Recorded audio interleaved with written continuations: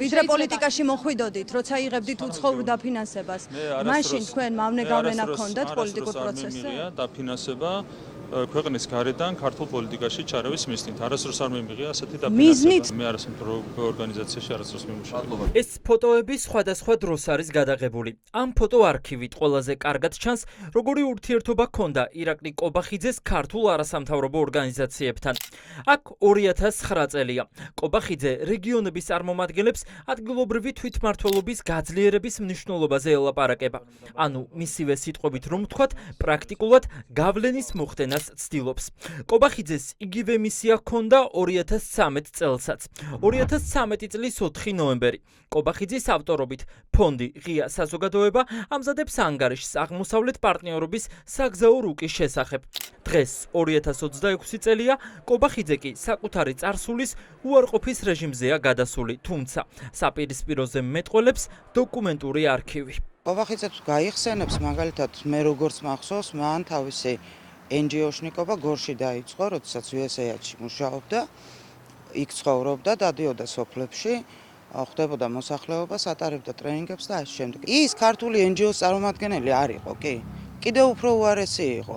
ამერიკის შეერთებული შტატების მთავრობას წარმოადგენდა საქართველოში. ანუ უცხო ძალას, როგორც ის ახლა მას უწოდებს. და ძალიან საინტერესოა, რას ელაპარაკებდა მაშინ მოსახლეობას. საკუთარ წარსულთან მებრძოლ ოცნების ლიდერებს უკვე მეორე დღეა. ყოფილი თანამოაზრეები ახსენებენ, რომ მათი ბიოგრაფია მჭიდროდ არის დაკავშირებული იმ ორგანიზაციებთან, რომელსაც დღეს ქართული ოცნების ხელისუფლება მთელი ძალებით ებრძვის. კობახიძე ამტკიცებს, რომ უცხოური დაფინანსებით ქართულ პოლიტიკაზე გავლენა არასდროს მოუხდენია. მის ამ სიტყვებს მის მიერვე მომზადებული ეს დოკუმენტი ეწინააღმდეგება. მაშინ კობახიძე იმ ადამიანებთან ერთად მუშაობდა, ვინც დღეს აგენტებად და ქვეყნის მტრებად ყავს შერაცხული. მაშინ კობახიძე რეკომენდაციას გასცემდა, რომ არასამთავრობოების როლი გადაწყვეტილების მიღების პროცესში კიდევ უფრო გაზრდილიყო.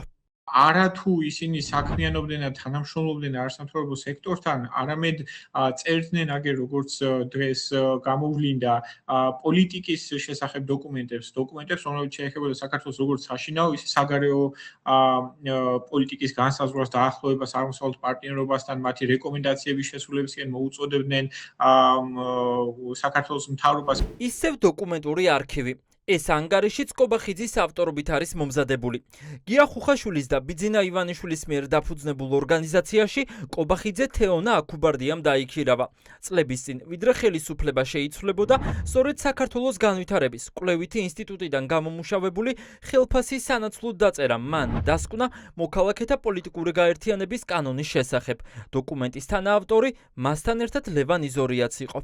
ხო, ეს იყო კლასიკური NGO, რასაც ქვია, ხო, საქართველოს განვითარების კვლევითი ინსტიტუტი. ამ ჯგუფში იყო წარმოდგენილი, NGO-ში მუშაობდა, რასაც ქვია, თანამშრომლობდა ირაკლი კობახიძე. ხელფასი იღებდა ჩვენგან, როგორც ჩანს, მე ვაწერდი უწყისებს ხელს. იმალებოდა მარტო იმ მიზეზის გამო, რომ არ უნდოდა ჩვენთან კონტაქტი გამოჩენილიყო და მიშა სააკაშვილი მასზე გაბრაზებულიყო, ხო? მე თავად ვიყავი ის პირი, რომელმაც ირაკლი კობახიძეს გაუფორმე კონტრაქტი 2012 წელს საქართველოს განვითარების კვლევითი ინსტიტუტში, იმისთვის, რომ მას სამართლებრივი ანალიზი დაეწერა მოქალაქეთა პოლიტიკური გაერთიანების შესახებ იმხრა დრაკონული კანონის ირგვლივ. ეს ანალიზი ჩვენ მათ შორის გავასაჯაროეთ თბილისის მერიოდში, სადაც სხვათა შორის ის არ მოვიდა ამ ღონისძიებაზე, მიუხედავად იმისა, რომ დასკვნა თავად დაწერა სხვა ექსპერტებთან ერთად, იმიტომ რომ ნაციონალური მოძრაობის დროს საშიში იყო იმ პერიოდში კრიტიკული პოზიციის საჯაროდ გამოხატვა. ფოტო და დოკუმენტური არქივი კობახიძეს და პაპუაშვილს დიდ ტყუილში ამხელს. ჯერ ქართული ოცნების პარლამენტის თავმჯდომარემ თქვა, რომ NGO-ში არ ყოფილა, თუმცა კაცს, რომელიც 17 წელი იღებდა ხელფასს გერმანიის მთავრობისგან, ეს მტკიცებულება წამოეწია. აი ფაქტი. 13 წლის წინ შალვა პაპუაშვილი საიას ოფისში იმყოფებოდა და სწორედ იმ ადამიანებთან ერთად მუშაობდა ადამიანის უფლებებზე, ვისაც დღეს უცხო ქვეყნის აგენტებს უწოდებს. 13 წლის შემდეგ პაპუაშვილი ხალხის დადუმების კანონს ამ არგუმენტით ამართლებს. უცხოური დაფინანსების მქონე პირებს პირდაპირ პოლიტიკაში მოსვლა არ უნდა შეეძლოთ და გაგრილების პერიოდი სჭირდებათ.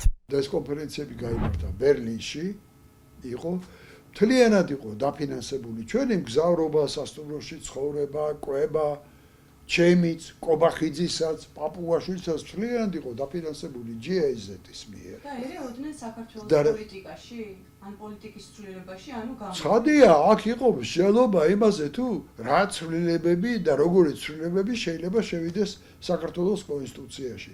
მეტი რა გავლენის მოხდენა ხალხის დადუმების კანონს რომ იმ წლებში ემოქმედა, ვერც პაპუაშვილი მოვიდოდა თავის დროზე პოლიტიკაში და ვერც კობახიძე.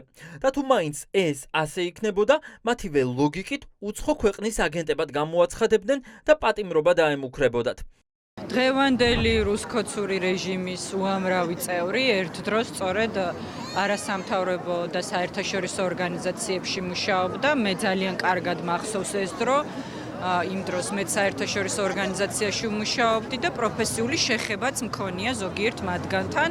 მათივე გადმოსახედიდან კიდევ უარესი ცოდვები ჰქონიათ საერთაშორისო ორგანიზაციები, დონორები, რომლებიც თურმე რაღაცა საქმეებს აკეთებდნენ საქართველოში. დღეს რომ მოღალატეობრივ და უცხო ქვეყნის ინტერესების სამსახურად აქვს გამოცხადებული, აი ამას აკეთებდნენ თავად. ადამიანების დადუმების კანონი ოცნებას ტოტალური კონტროლის საშუალებას აძლევს. შეუძლიათ ნებისმიერი მოქალაქე დაიჭირონ, მათ შორის ისიც, ვისაც პირობითად სოციალურ ქსელში ყავს ბევრი გამომწერი და ხმამაღლა გადაწყვეტს საკუთარი პოლიტიკური უკმაყოფილების შესახებ საუბარს. რამდენიმე წლიანი პატიმრობით ემუქრებიან მესამე სექტორის და საერთაშორისო ორგანიზაციების წარმომადგენლებსაც კი. რუსული კანონის კიდევ უფრო მძიმე ვერსიის განხილვა ოცნების პარლამენტში მომავალი კვირიდან დაიწყება.